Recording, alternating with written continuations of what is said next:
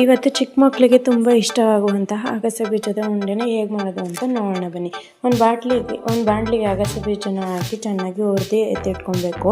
ಆಮೇಲೆ ನಮಗೆ ಬೇಕಾಗಿರೋದು ಯಾವ್ದು ಇಷ್ಟ ಆ ಥರ ಸೀಡ್ಸ್ಗಳನ್ನ ನಾವು ಹುರಿದು ಎತ್ತಿಟ್ಕೊಳ್ಳೋಣ. ಗೋಡಂಬಿನೂ ಬೇರೆ ಹುರಿದು ಎತ್ತಿಟ್ಕೊಬೇಕು. ವಾಲ್ನಟ್ಟು ಮತ್ತು ಬಿಳಿ ಎಳ್ಳು ಎರಡನ್ನೂ ಒಟ್ಟಿಗೆ ಹುರ್ಕೊಳ್ಳಿ, ಯಾಕಂದರೆ ತುಂಬ ಸೀದೋಗೋ ಚಾನ್ಸಸ್ ಇದೆ. ಸ್ವಲ್ಪ ಏಲಕ್ಕಿ ಕಾಯಿನ ಹಾಕೊಂಡು ಹುರಿದು ಎತ್ತಿಟ್ಕೊಬೇಕು. ನಾವು ಹುರ್ಗಡ್ಲೆನೂ ಸ್ವಲ್ಪ ಹಾಕೋಣ.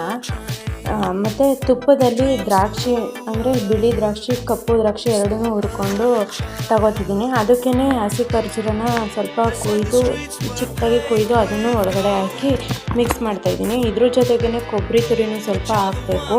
ಕೊಬ್ಬರಿ ತುರಿ ಹಾಕೋದ್ರಿಂದ ತುಂಬ ದಿನ ಸ್ಟೋರ್ ಮಾಡಿ ಇಟ್ಕೊಬೋದು. ಕಾಯಿ ಹಾಕೋದ್ರಿಂದ ಸ್ಟೋರ್ ಮಾಡಿ ಇಡೋದಕ್ಕೆ ಆಗೋದಿಲ್ಲ, ಒಂಥರ ಸ್ಮೆಲ್ ಬರುತ್ತೆ. ಅದರಿಂದ ಕೊಬ್ಬರಿ ತುರಿನ ಹಾಕಿದ್ದೀನಿ ಇಲ್ಲಿ ನಾನು. ಈಗ ಒಂದು ಜಾರ್ಗೆ ಅಗಸೆ ಬೀಜನ ಹಾಕಿ ಪುಡಿ ಮಾಡಿ ಎತ್ತಿಟ್ಕೋಬೇಕು. ಅದೇ ಜಾರ್ಗೆ ಡ್ರೈ ಫ್ರೂಟ್ಸ್ಗಳನ್ನೆಲ್ಲ ಒಟ್ಟಿಗೆ ಹಾಕಿ ಅದನ್ನು ಪುಡಿ ಮಾಡಿ ಎತ್ತಿಟ್ಕೊಳ್ಳೋಣ. ಬಾಣಲಿಗೆ ನಾವು ಅದು ತುಪ್ಪದಲ್ಲಿ ಹುರಿದು ಇಟ್ಕೊಂಡಿದ್ವಲ್ಲ, ಆ ಬಾಣಲಿಗೆ ಅಗಸೆ ಬೀಜ ಮತ್ತು ಡ್ರೈ ಫ್ರೂಟ್ಸು ಎಲ್ಲನೂ ಹಾಕಿ ಚೆನ್ನಾಗಿ ಮಿಕ್ಸ್ ಮಾಡಬೇಕು. ಒಂದು ಸ್ವಲ್ಪನೂ ಗಂಟುಗಳು ಇಲ್ಲದೇ ಇರೋ ಥರ ನಾವು ಚೆನ್ನಾಗಿ ಮಿಕ್ಸ್ ಮಾಡ್ಕೋಬೇಕು. ನಾನಿಲ್ಲಿ ಇದಕ್ಕೆ ಒಂದಚ್ಚು ಪಾಕನ ತಗೊಂಡಿದ್ದೀನಿ. ಅದು ತುಂಬ ಪಾಕ ಬರಬೇಕು ಅಂತ ಏನಿಲ್ಲ, ನಮಗೆ ಸ್ವೀಟಿಗೆ ಅದು ಕಲಸೋಕ್ಕೆ ಎಷ್ಟು ಬೇಕಾಗುತ್ತೆ ಅಷ್ಟಕ್ಕೆ ನಾವು ತಗೊಂಡು ಸಾಕಾಗುತ್ತೆ. ಇದನ್ನು ಚೆನ್ನಾಗಿ ಮಿಕ್ಸ್ ಮಾಡಿ ಉಂಡೆನ ಕಟ್ಟಿದ್ರೆ ಆಗುತ್ತೆ.